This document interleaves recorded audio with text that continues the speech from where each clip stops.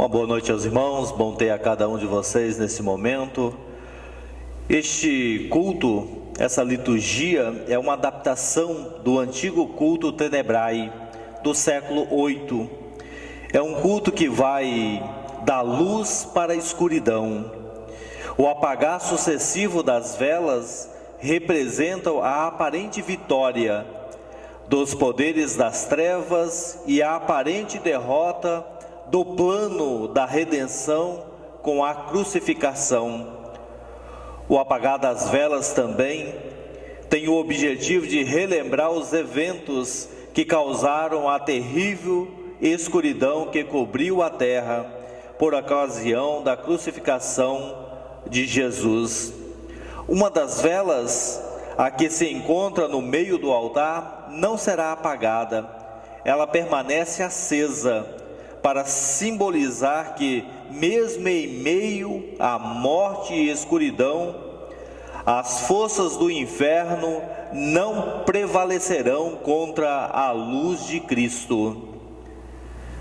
Ouçamos a primeira leitura. Leitura de Marcos, capítulo 11, versículos 1, 4, 7 a 10. Quando se aproximaram de Jerusalém, junto ao Monte das Oliveiras, enviou Jesus 2 de seus discípulos. Então foram e encontraram um jumentinho preso e o desprenderam. Levaram o jumentinho, sobre o qual puseram suas vestes, e Jesus o montou. E muitos estendiam suas vestes no caminho, e outros ramos que haviam cortado dos campos. Tanto os que iam adiante dele, como os que vinham depois, clamaram: Hosana. Oremos ao nosso Deus. Poderoso Deus, nosso Pai, ajuda-nos a termos em mente os eventos que ocorreram na vida de Jesus durante a última semana em Jerusalém. Ao nos darmos conta da maneira com que os discípulos, os integrantes do povo e outros falharam em relação a Ele, pedimos-te que ilumines nossos corações para que estejamos conscientes das vezes em que nós também cometemos as mesmas falhas. Perdoa-nos pelas ocasiões em que não demos um testemunho vigoroso de Ti, e guia-nos através de Jesus Cristo, o nosso Senhor. Amém.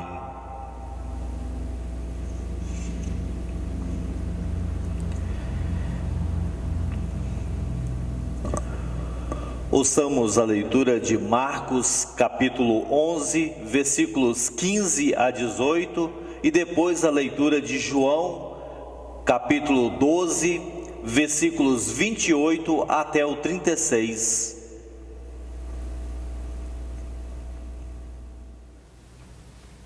Entrando ele no templo, passou a expulsar os que ali vendiam e compravam. Também os ensinava e dizia: Não está escrito: minha casa será chamada casa de oração para todas as nações? Vós, porém, a tendes transformado em covil de salteadores. E os principais sacerdotes e escribas ouviam essas coisas e procuravam um modo de lhe tirar a vida, pois o temiam, porque toda a multidão se maravilhava de sua doutrina. Então veio uma voz do céu. A multidão que ali estava, tendo ouvido a voz, dizia ter havido um trovão. Então Jesus explicou: Não foi por mim que veio esta voz, e sim por vossa causa. Chegou o momento de o príncipe deste mundo ser expulso, e eu, quando for levantado da terra, atrairei todas as pessoas a mim mesmo. Isso dizia, significando de que gênero de morte estava para morrer. Replicou-lhe a multidão: Nós temos ouvido da lei que o Cristo permanece para sempre. E como dizes tu ser necessário que o Filho do Homem seja levantado? Quem é esse Filho do Homem? Ainda por um pouco a luz estava convosco, ainda enquanto tendes a luz, para que as trevas não vos apanhem. E quem anda nas trevas não sabe para onde vai.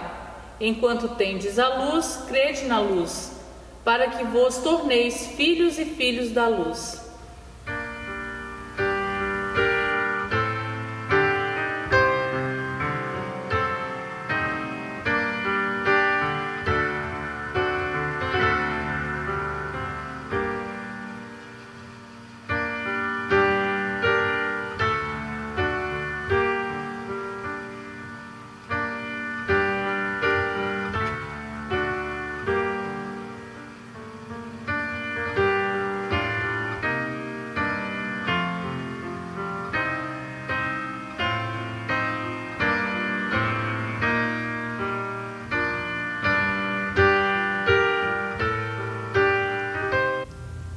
Anoiteceu, Jesus e os 12 discípulos sentaram para comer. Durante o jantar, Jesus disse: Eu afirmo a vocês que isso é verdade. Um de vocês vai me trair. Eles ficaram muito tristes e um por um começaram a perguntar: O Senhor não está achando que sou eu, está? Jesus respondeu: quem vai me trair é aquele que come no mesmo prato que eu, pois o Filho do Homem vai morrer da maneira como dizem as Escrituras Sagradas. Mas ai daquele que está traindo o Filho do Homem, seria melhor para ele nunca ter nascido. Então Judas, o traidor, perguntou: Mestre, o Senhor não está achando que sou eu, está? Jesus respondeu: quem está dizendo isso é você mesmo.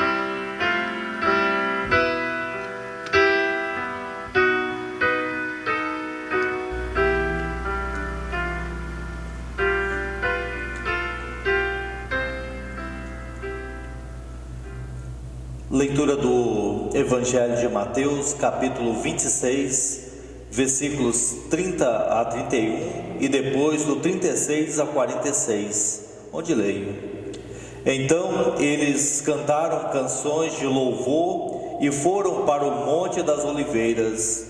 E Jesus disse aos discípulos: Esta noite todos vocês vão fugir e me abandonar, pois as Escrituras Sagradas dizem: Matarei o pastor e as ovelhas serão espalhadas. Versículo 36.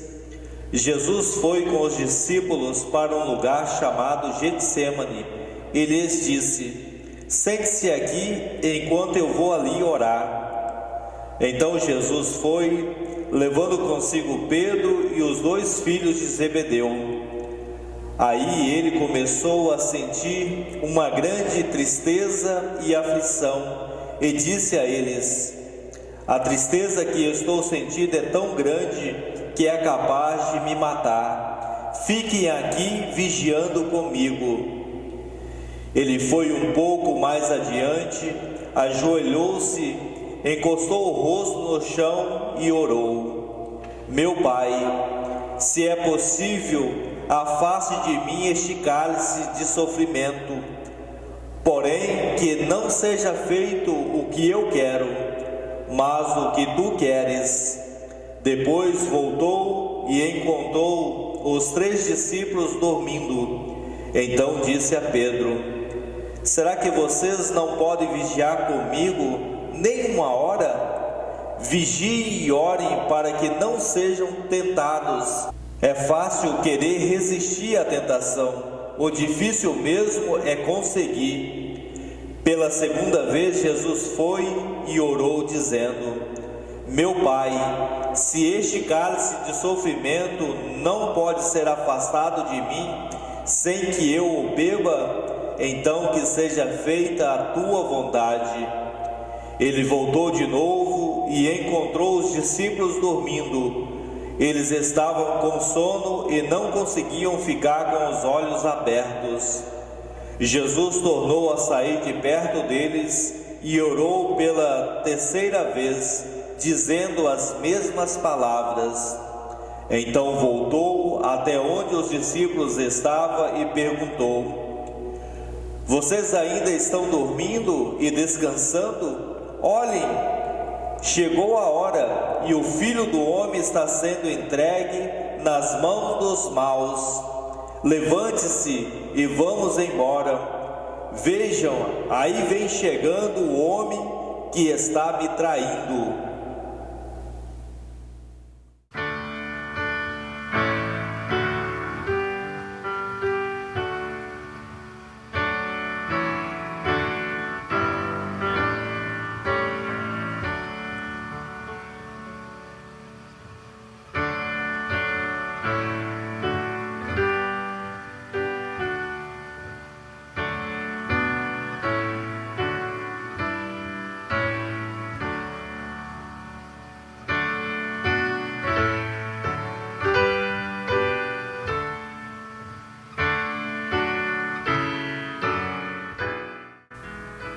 Em seguida levaram Jesus até a casa do grande sacerdote, onde estavam reunidos os chefes dos sacerdotes, alguns líderes dos judeus e alguns mestres da lei. Alguns levantaram e acusaram Jesus com mentiras. Eles diziam: nós ouvimos quando ele disse: vou destruir este templo que foi construído por seres humanos, e em 3 dias levantarei outro que não será construído por seres humanos. Mesmo assim, as suas histórias não combinavam umas com as outras. Aí o grande sacerdote se levantou no meio de todos e perguntou a Jesus: você não vai se defender desta acusação? Mas Jesus ficou calado e não respondeu nada. Então o grande sacerdote tornou a perguntar: você é o Messias, o Filho do Deus bendito?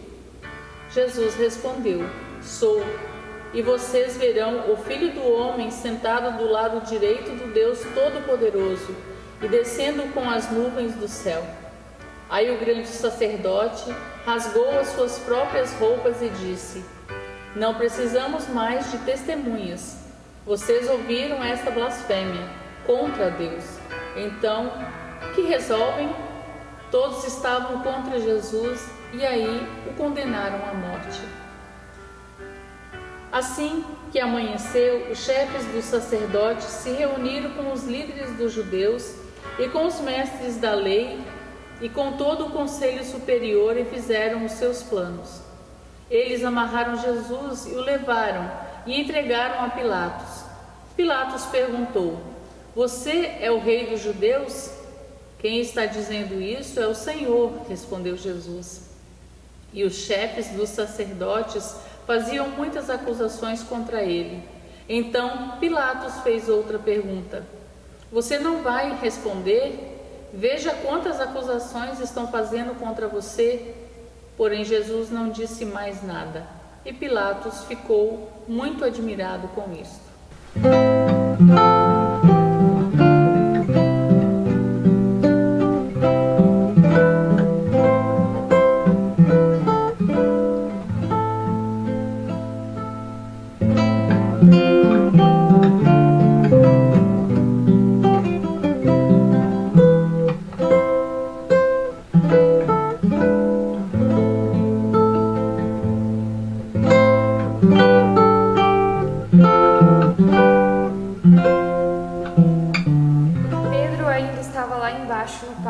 Quando apareceu uma das empregadas do grande sacerdote. Ela viu Pedro se esquentando perto do fogo, olhou bem para ele e disse: você também estava com Jesus de Nazaré. Mas ele negou, dizendo: eu não o conheço, não sei do que é que você está falando. E saiu para o corredor. Naquele momento o galo cantou. Quando a empregada viu Pedro ali, começou a dizer aos que estavam perto: esse homem é um deles. Mas ele negou outra vez. Pouco depois, as pessoas que estavam ali disseram de novo a Pedro: não há dúvidas de que você é um deles, pois você também é da Galileia. Aí Pedro disse: juro que não conheço esse homem de quem vocês estão falando. Que Deus me castigue se não estou dizendo a verdade. Naquele instante o galo cantou pela segunda vez. E Pedro lembrou de que Jesus lhe tinha dito: antes que o galo cante 2 vezes, você dirá 3 vezes que não me conhece. Então Pedro caiu em si mesmo e começou a chorar.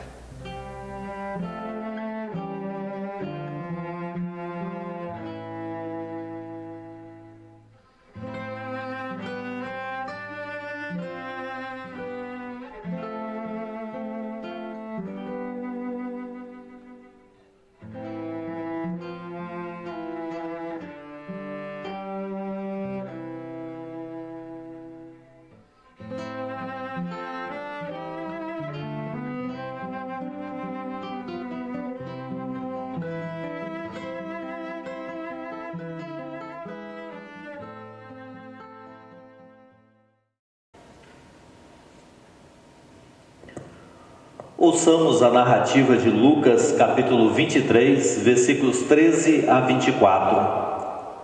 Então, reunindo Pilatos, os principais sacerdotes, as autoridades e o povo, disse-lhes: apresentastes-me este homem como agitador do povo. mas tendo-o interrogado em vossa presença, nada verifiquei contra ele dos crimes de que o acusais. Nem tampouco Herodes, pois não o tornou a enviar. É, pois, claro que nada contra ele se verificou digno de morte.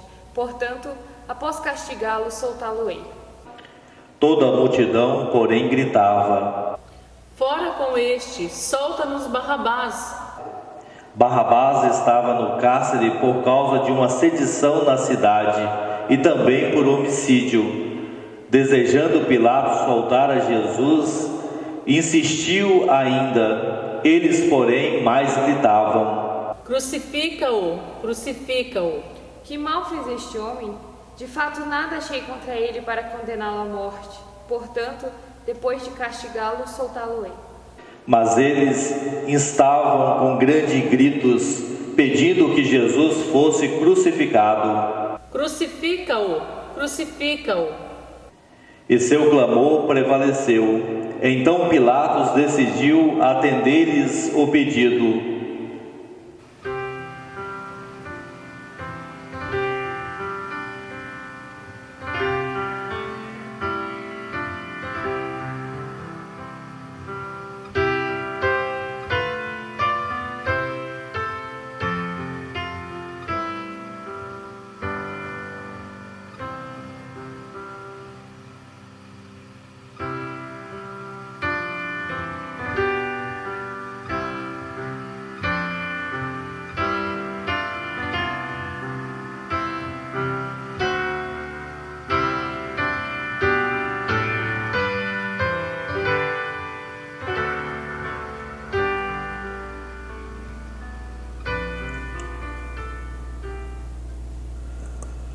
Leitura do Evangelho de Mateus, capítulo 27, versículos 27 até o 31, depois dos versículos 32 ao 44 e depois do 45 ao 56. Leio do 27 ao 31. Logo a seguir, os soldados do governador, levando Jesus para o pretório, reuniram em torno dele toda a tropa.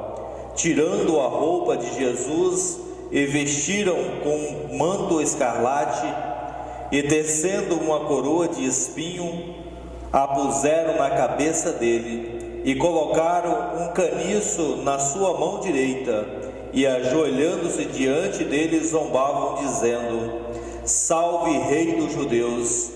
E cuspindo nele, pegaram o caniço e batiam na cabeça dele. Depois de terem zombado dele, tiraram-lhe o manto e vestiram com as suas próprias roupas. Então o levaram para ser crucificado. Ao saírem, encontraram um sirineu chamado Simão, a quem obrigaram a carregar a cruz de Jesus. E chegando a um lugar chamado Gólgota, que significa lugar da caveira, deram-lhe vinho com fel para Jesus beber. Mas ele, provando-o, não quis beber. Depois de o crucificarem, repartiram entre si as roupas dele, tirando a sorte. E, assentados ali, o guardavam. Por cima da cabeça de Jesus puseram por escrito a acusação contra ele: Este é Jesus, o Rei dos Judeus. E 2 ladrões foram crucificados com ele, um à sua direita e o outro à sua esquerda. Os que iam passando blasfemavam contra ele, balançando a cabeça e dizendo: Ei, você que destrói o santuário e em 3 dias o reedifica, salve a si mesmo se você é o Filho de Deus e desça da cruz.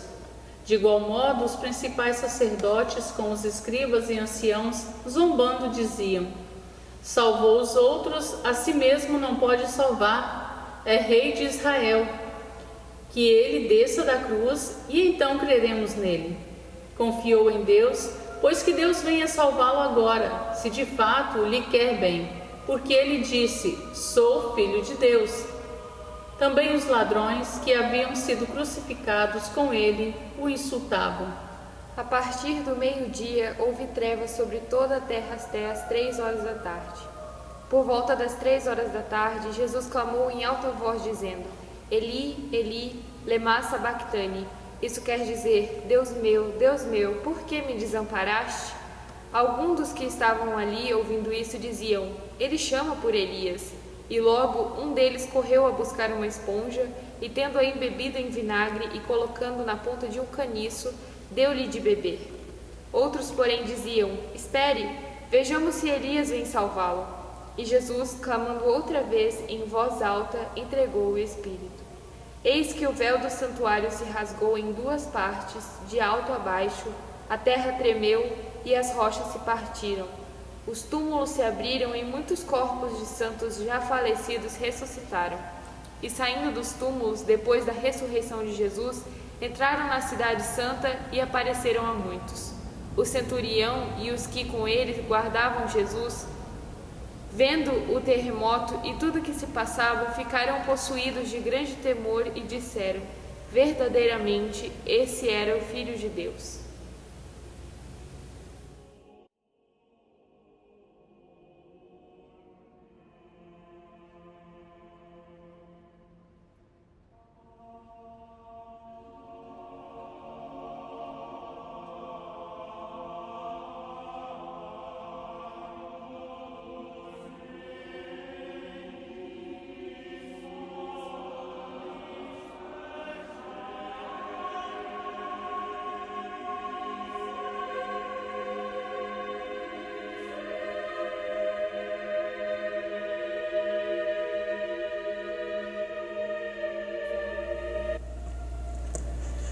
Chegamos ao final desse culto.